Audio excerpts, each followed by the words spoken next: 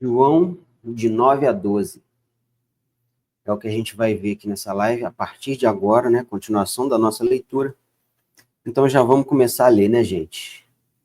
Vamos lá, vou compartilhar aqui. João 9 já está aberto. Tá? João 9, continuando a nossa leitura. Ele nos diz que Jesus cura um cego de nascença. Vou ficar assim para ficar maior para você poder ler também, né? Vamos lá. Ao passar, Jesus viu um cego de nascença. Seus discípulos lhe perguntaram: Mestre, quem pecou, esse homem ou seus pais, para que ele nascesse cego? Jesus respondeu: Nem ele nem seus pais pecaram, mas isso aconteceu para que a obra de Deus se manifestasse na vida dele. E os discípulos ali iam ver, né, a obra se manifestando. Enquanto é dia, precisamos realizar a obra daquele que me enviou. A noite se aproxima quando ninguém pode trabalhar. Ou seja, é um dia que chegar a morte, né? Depois que você morreu, não tem como você fazer mais as obras. Enquanto estou no mundo, eu sou a luz do mundo. Tendo dito isso, cuspiu no chão, misturou terra com saliva e aplicou aos olhos do homem. Se é de Jesus, está tudo bem. Tá vendo? Então lhe disse, ó, vá lavar-se no tanque de Siloé, que significa enviado, tanque do enviado. O homem foi, lavou-se e voltou vendo. Seus vizinhos, que anteriormente o tinham visto mendigando, perguntaram: Ué, não é o mesmo homem que costumava ficar sentado mendigando? Cego, né? Aí alguns afirmavam que era ele. Outros diziam: Não, apenas se parece com ele. Mas ele próprio insistia: Sou eu mesmo. Então, como foram abertos seus olhos? Interrogaram ele, né? A pessoa interrogou ele. E ele respondeu: O homem chamado Jesus misturou terra com saliva e colocou nos meus olhos e me disse que fosse me lavar em Siloé. Eu fui, lavei e agora vejo. E eles perguntaram: E onde é que está esse homem? Aí ele: Não sei. O homem falou: Não sei onde está ele, não. Aí os fariseus investigam a cura. Aí levaram aos fariseus o homem que foi cego. Aí era sábado, no dia em que Jesus tinha misturado terra com saliva e aberto os olhos dele. Então os fariseus também perguntaram: Como é que ele recuperara a vista? Aí o homem falou: Ele colocou uma mistura de terra e saliva nos meus olhos e me lavei e agora vejo. Aí alguns dos fariseus disseram: Esse homem não é de Deus, pois não guarda o sábado. Tá vendo? O homem estava enfatizando ali o ato que ele fez. Eu não sei se ele estava começando a colocar a crença dele na mistura, né? A mistura de terra com saliva, ou simplesmente ele estava falando porque foi realmente o acontecido, né? Tá. Mas outros perguntavam: como é que pode um pecador fazer tais sinais milagrosos? Aí houve divisão entre eles, um acreditava, outros não. Aí tornaram, pois, a perguntar ao cego, perguntaram de novo para o cego: Cego, o que você diz a respeito dele? Foram seus olhos que ele abriu? E o homem respondeu: Ele é um profeta. Os judeus não acreditam que ele fora cego e havia sido curado. Estava achando que era um cara que já tinha vista e foi usado ali, né, para fingir que era cego e na verdade não era. É isso que eles estavam achando. Então eles não acreditavam que ele era cego e havia sido curado. Enquanto não mandaram buscar os seus pais, né, para ter a confirmação. Então perguntaram: Esse é seu filho? Qual vocês dizem que nasceu cego? Como é que ele pode ver agora? Aí os pais responderam: Sabemos que ele é nosso filho e que nasceu cego, mas a gente não sabe como ele pode ver agora ou quem lhe abriu os olhos. Perguntem a ele. A idade ele tem.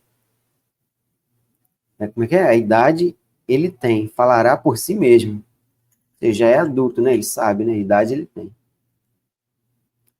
Seus pais disseram isso porque tinham medo dos judeus, pois estes já haviam decidido que se alguém confessasse que Jesus era o Cristo, seria expulso da sinagoga. Foi por isso que seus pais disseram, ó, idade ele tem, perguntem a ele, ou seja, já é adulto, ele se vira. Entendeu? Qualquer coisa, a culpa é dele. Pela segunda vez chamaram o homem que era cego e agora veio e perguntaram. Disseram, né? Para a glória de Deus, diga a verdade, sabemos que esse homem é pecador. E o ex-cego respondeu, ó, não sei se ele é pecador ou não, uma coisa eu sei, eu era cego e agora vejo. Então lhe perguntaram, o que ele fez a você? Como abriu seus olhos? Ele respondeu, eu já disse, e vocês não me deram ouvidos. Por que querem ouvir outra vez? Acaso vocês também querem ser discípulos dele? Então eles o insultaram e disseram, discípulo dele é você. Nós somos discípulos de Moisés.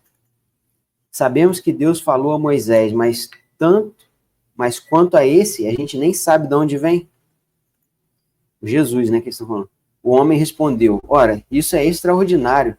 Vocês não sabem de onde ele vem, contudo ele me abriu os olhos.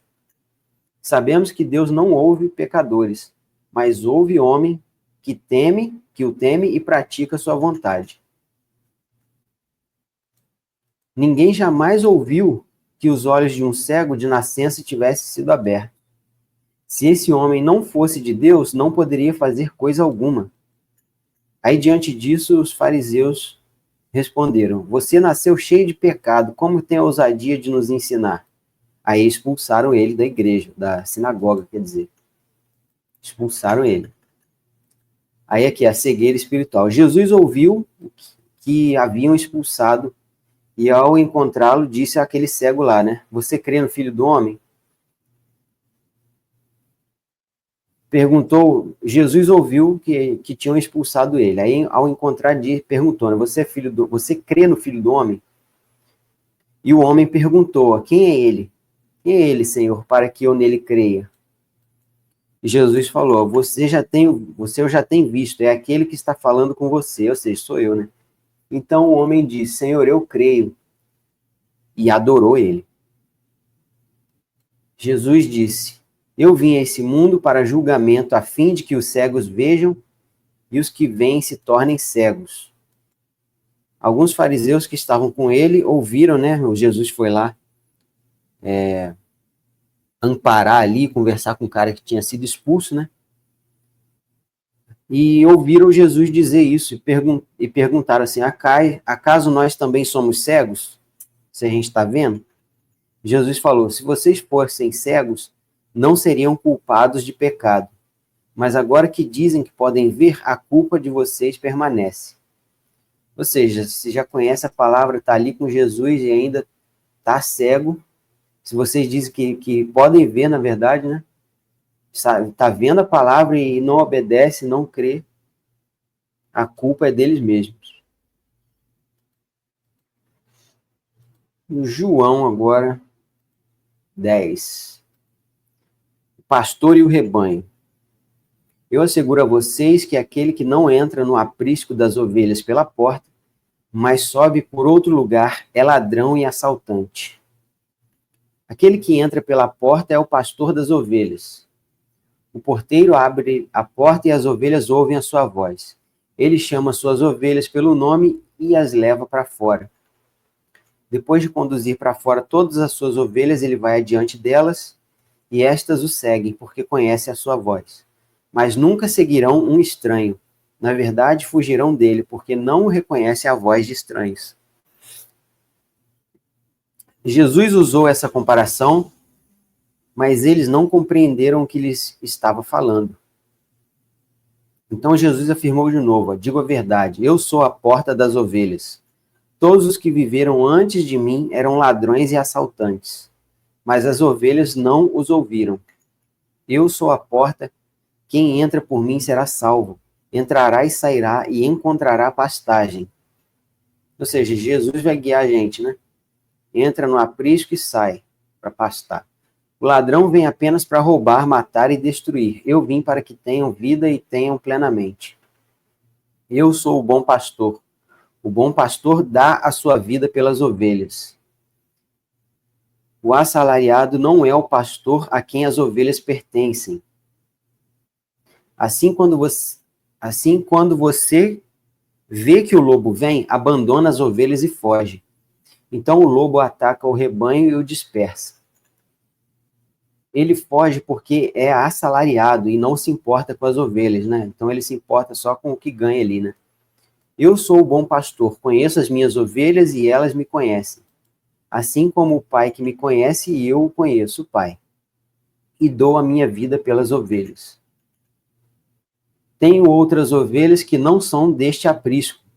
É necessário que eu as conduza também, e elas ouvirão a minha voz e haverá um só rebanho e um só pastor. Ou seja, tá para pegar todo mundo, né?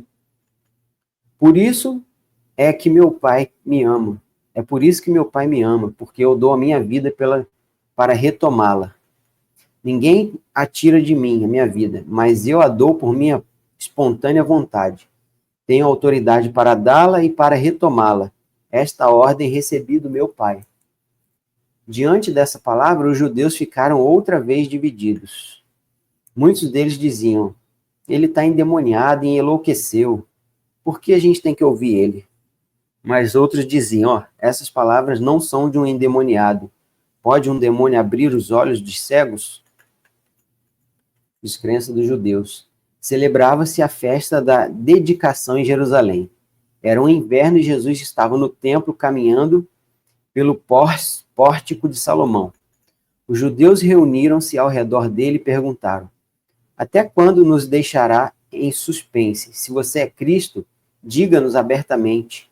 E Jesus respondeu: eu já disse, mas vocês não creem. As obras que eu realizo em nome de meu Pai falam por mim.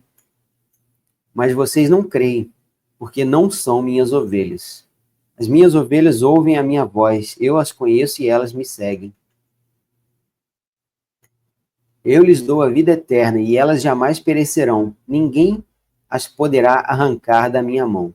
Meu Pai que as deu para mim é maior do que todos. Ninguém as pode arrancar da mão do meu Pai. E eu e o Pai somos um só. Tá vendo? Eu e o Pai somos um só. Novamente os judeus pegaram pedras para apedrejar Jesus, mas Jesus falou: eu mostrei muitas boas obras da parte do Pai. Por qual delas vocês querem me apedrejar? Aí eles responderam, os judeus responderam: não vamos apedrejá-lo por nenhuma boa obra, mas pela blasfêmia, porque você é um simples homem e se apresenta como Deus. E Jesus falou: não está escrito na lei de vocês? Eu disse, vocês são deuses? Lembra, vós sois deuses? Se Deus é Pai, nós somos deuses no sentido de sermos filhos dele, né? Seguimos a ele, esse é o sentido. Se ele chamou deuses aqueles a quem veio a palavra de Deus, e a escritura não pode ser anulada, né? Quer dizer a respeito daquele a quem o Pai santificou e enviou ao mundo. Quem dirá dizer daquele quem o Pai santificou e enviou ao mundo, né? Então por que vocês me acusam de blasfêmia porque eu disse sou filho de Deus? Se eu não realizo as obras do meu Pai, não creiam em mim. Mas se eu realizo, mesmo que não creiam em mim, creiam nas obras, para que possam saber e entender que o Pai está em mim e eu no Pai. Outra vez tentaram prendê-lo, mas ele se livrou das mãos deles. Então Jesus atravessou novamente o Jordão e foi para o lugar onde João batizava nos primeiros dias do seu ministério. Ali ficou e muita gente foi até ele, onde até ele estava, dizendo, embora João nunca tenha realizado um sinal milagroso, né, esse negócio de cura aí, tudo o que ele disse a respeito deste homem era verdade. E ali muitos creram em Jesus. Eu vou colocar até essa aqui na tela, porque eu gostei dessa parte aqui, ó. A frase de Jesus, olha só.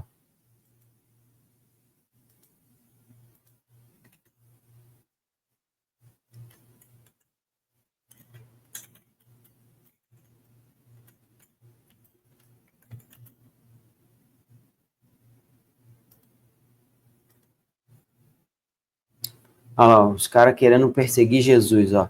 Eu mostrei muitas boas obras da parte do Pai. Por qual delas vocês querem me apedrejar? Forte, né? Ou seja, vocês vão me atacar porque eu fiz coisas boas?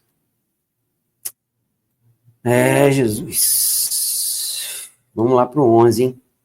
A morte do Lázaro. Havia um homem chamado Lázaro, e ele era de Betânia, do povoado de Maria e de sua irmã Marta. E aconteceu que Lázaro ficou doente. Maria, sua irmã, era a mesma que derramara o perfume sobre o Senhor. Ah, tá. Maria, sua irmã de Lázaro, né? Era aquela que derramou o perfume sobre o Senhor e lhe enxugara os pés com os cabelos. Então as irmãs de Lázaro mandaram dizer para Jesus: Senhor, aquele quem a amas está doente, ou seja, Lázaro. Ao ouvir isso, Jesus disse: essa doença não acabará em morte. É para a glória de Deus, para que o Filho de Deus seja glorificado por meio dela. Então ele avisou, né? Essa doença não acabará em morte. Jesus amava Marta, a irmã de Lázaro. No entanto, quando ouviu falar que Lázaro estava doente, ficou mais 2 dias onde estava. Ou seja, ele não foi lá ver o Lázaro, né? Depois disse aos seus discípulos, vamos voltar para a Judéia. E eles disseram, mestre, há pouco tempo, né, os judeus tentaram apedrejar você. Mesmo assim vai voltar para lá, para a Judéia? Jesus falou, o dia não tem 12 horas? Quem anda de dia não tropeça, pois vê a luz deste mundo. Quando anda de noite, tropeça, pois nele não há luz. Depois de dizer isso, prosseguiu Jesus dizendo, nosso amigo Lázaro adormeceu, mas eu vou até lá para acordá-lo. Seus discípulos responderam, Senhor, se ele dorme, vai melhorar. Jesus tinha falado de sua morte, mas os seus discípulos pensaram que ele estava falando simplesmente do sono. Então disse claramente, Lázaro morreu, e para o bem de vocês eu estou contente por não ter estado lá, para que vocês creiam, mas vamos lá até ele. Mais uma vez, né, ele restaurou o doente lá, a filha do Jairo, restaurou o servo do centurião romano, restaurou aquele paralítico que desceu pelo teto, ressuscitou mais pessoas também, né? Então Tomé, chamado Dídimo, disse aos outros discípulos, vamos também para morrermos com ele. Para morrermos com ele? Jesus consola as irmãs. Ao chegar lá, o Jesus verificou que Lázaro já estava no sepulcro havia 4 dias.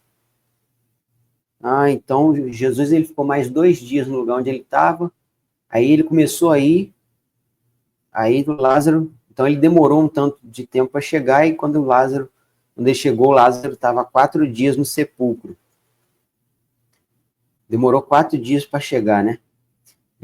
Betânia distava cerca de 3 quilômetros de Jerusalém.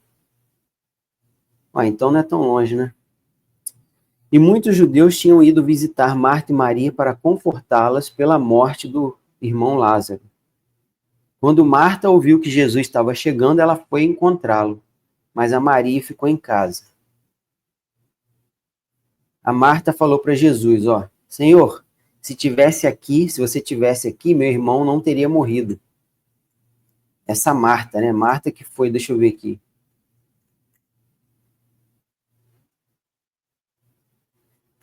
Não, a Maria quem derramou o óleo no Jesus, né? Aí a Marta agora que foi correndo.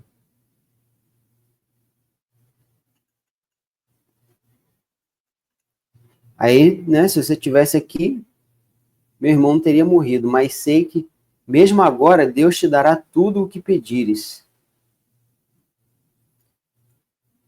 Aí disse Jesus, o seu irmão vai ressuscitar. E Marta respondeu, eu sei que ele vai ressuscitar na ressurreição, no último dia. E disse Jesus, eu sou a ressurreição, a vida. E a vida. Aquele que crê em mim, ainda que morra, viverá, cara. Eu sou a ressurreição e a vida. Derramando água aqui, ó, minha garrafinha d'água. Escorreu a água aqui. E quem vive e crê em mim não morrerá eternamente. Você crê nisso? E ela respondeu, sim, Senhor, eu tenho crido que tu és o Cristo, Filho de Deus, que deveria vir ao mundo. E depois de dizer isso, foi para casa e, chamando à parte Maria, disse, o mestre está aqui chamando você. A Marta foi lá, né? Ao ouvir isso, Maria levantou e foi depressa ao encontro dele. Jesus ainda não tinha entrado no povoado, mas estava no lugar aonde Marta encontrou ele, no meio do caminho. Quando notaram que ela se levantou depressa e saiu, os judeus que estavam confortando em casa seguiram ela, supondo que ela ia ao sepulcro para ficar chorando lá, né? É difícil, hein?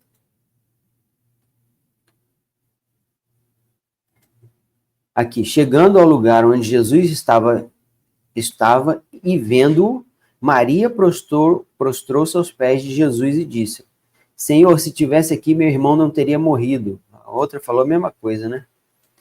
Ao ver chorando Maria e os judeus que a acompanhavam, Jesus agitou-se no espírito e perturbou-se.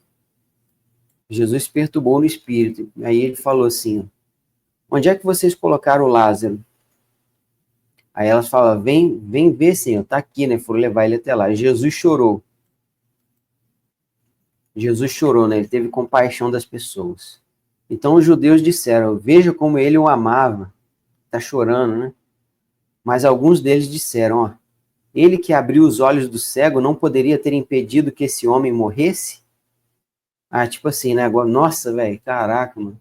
Se ele abriu os olhos do cego, não poderia ter impedido que esse homem morresse?